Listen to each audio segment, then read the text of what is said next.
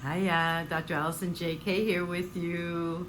How are you? Welcome. July's almost here. Some of you may be watching this as July has started, and it is promising to be quite a month. Look at my hands and what they're doing. So, if you're new to the channel, welcome. I'm really happy you found me, and feel free to like this video, subscribe, and share. This is a month where we are now halfway through the Year of the Dragon, and the Year of the Dragon promises to be, we're still only halfway through, not promised. The Year of the Dragon promises to be a year full of innovation, leadership, growth, success, power. And so in tuning into the energies coming and in reviewing some of the astrology to see if it matches and how it matches what I'm perceiving energetically, intuitively, first, and what I've been experiencing is seeing out in the field there, the collective, and working with people, large groups of people over the past few weeks. What I'm getting is that there seems to be a knowing that there's like this sense inside of you, likely not pushing you forward, but propelling you forward, like do more, create more, step out more, go for it more. And that's in great part the energies of the year of our beloved dragons just supporting us foundationally. And at the same time, what I'm also seeing is, okay, so let's do this. There is a time in everybody's life in school when the summer break hits. You can all remember that as a student, and many of you, including this here past teacher of 12 years, what summer break promises, like the sense of that new beginning and wonder and awe, and what's it going to bring and what can I do, and relaxation, right? And so many of you have kids that are out of school, and so that energy permeates up into your world too, but in a different way, like how am I going to have the kids taken care of, and it may be more responsibility for you. What I'm talking about though is that sense of wonder and awe and excitement and anticipation and what's going to happen, but from a perspective of what more can I create? I'm eyeing something over there. I have on one of my vision boards, satisfied with what is and eager for more. So there is, now more specifically, there is a lot of beneficial help coming in this month to help us with everything I just said and more.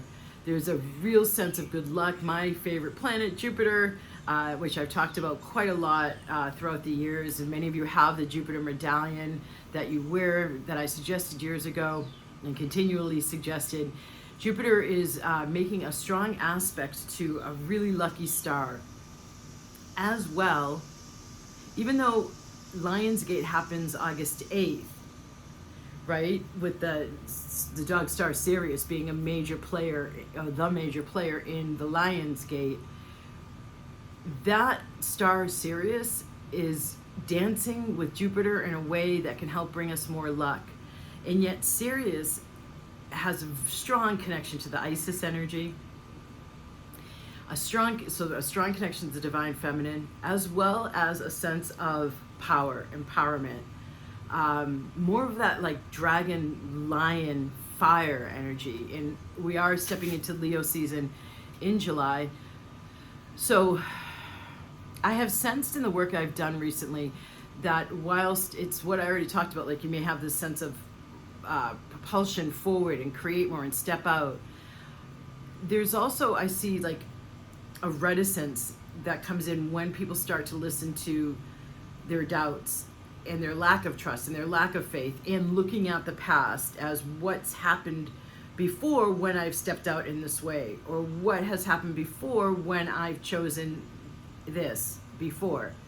You want to stop that, because like a new summer vacation, it's all in front of you. No matter your age, no matter your situation in life, we have stepped into co-creation times beyond manifesting.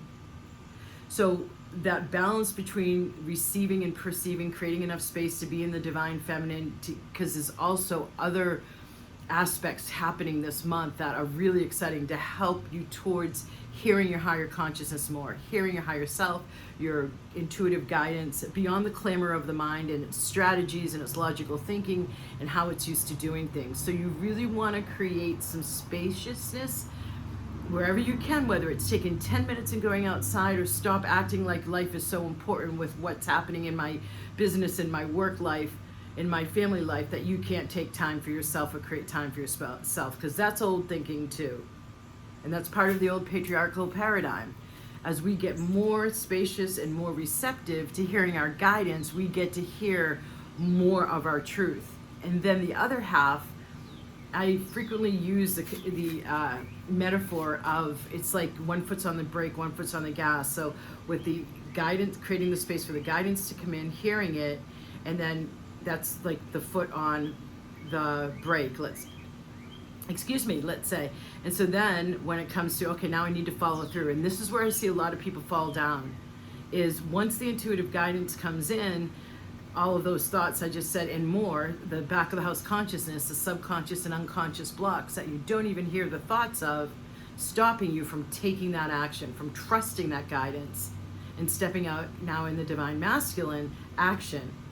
There's also a beautiful energetic of high, beautiful, pure protection spiritually over us this month.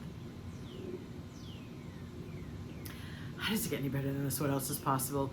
We are really being supported to co-create the new and to move beyond all of the mechanisms, the storylines, and the habitual thought patterns that cause us to expect and then project out the same old, same old.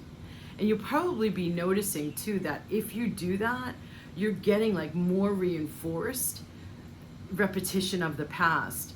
It's really a great time to take a new path, to step out in a new way. And it doesn't have to be big and huge, like, you know, massive sweeping change throughout every area of your life. It doesn't have to be that dramatic. That's frequently from the ego mind and the drama presented to us through, you know, mass media. Instead, one step that you have been hearing and you know and you just haven't taken yet. And let that have its repercussions, its consequences, right? Because choice creates an outcome, and then look at the outcome and then make more choices based on that outcome. Meaning if you love what it became, make more choices like that. If you don't, make less choices like that.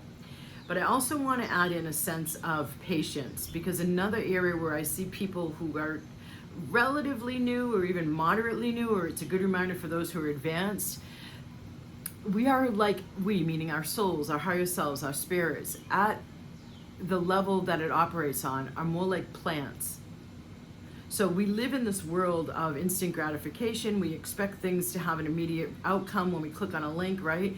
But then I see so many people carry that over to the co-creation beyond manifestation now aspects of life. And so sometimes there are immediate results that you can look at, and sometimes we're building towards something, right? And so having that mountaintop perspective, or even satellite perspective nowadays, will also help you gauge more patiently in a balanced way what your guidance is taking you towards and what kinds of choices to be making, and not having it have to have an immediate result, and allowing that to be okay, and continuing to be in that observer mode of observing your life, what your choices are leading to. Because what you're hearing me talk about is increased mastery. And here's one more bit about increased mastery, and that's, let's play more, let's have more fun, let's lighten up, yeah? And in that, you can be more guided towards new thought patterns, rather than going down the same old, because the innate seriousness, this is the toes of good fortune. They're saying play more too. tendency of the ego mind, of all of our minds, when we don't work with them, when there's zero to little mastery, is to be hyper serious and focus on problems and problem solving and what's wrong. Remembering that the title of my first of the 4 books is What If There's Nothing Wrong? Written still when I lived in Asia, the 10th year of that decade, and steeped in meditation and meditation teaching. Even in the classroom at the international school level I was teaching at.